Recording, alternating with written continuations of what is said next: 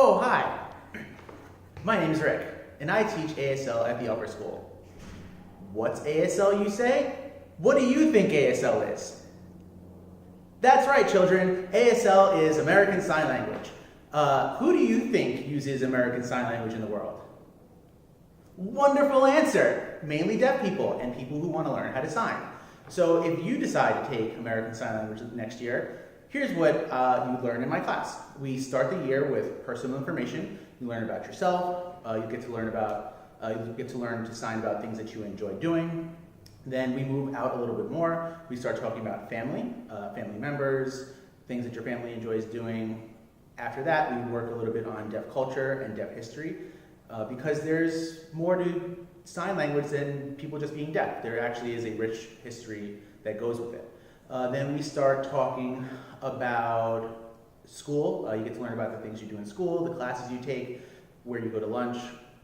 Then we work on routines, like daily routines, and that's where you get to learn how to make some plans, how to tell time, and we end the year with everyone's favorite topic, food. So if you're the type of learner who is a visual learner, who you like to see things and that helps you learn, like pictures work for you, you might want to consider taking ASL.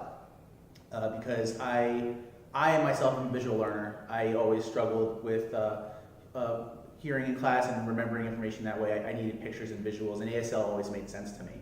So once you finish with ASL 1, I'll give you a little idea of what your life in the upper school will be like for the remaining 3 years. So in ASL 2, we move on to more visual descriptions and describing clothing and people and rooms and landscapes, and that's where you start to really get an understanding of what sign language really is. You're relying less on signs and more on descriptions and visuals. In ASL 3 is storytelling. So it's a project-based course. We kind of give you stories to make, and you write your own stories, and you work on your own, and you can interpret songs. And Amanda is our ASL 3 teacher, but we can have a conversation about that later. And your last section here would be ASL 4, which we try to make as immersive as possible. Lots of classes are done fully voice off, where you don't talk at all.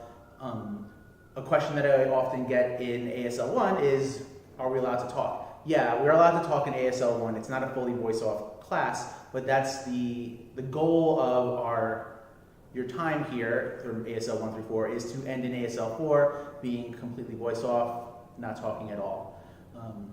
Do any of you have any questions?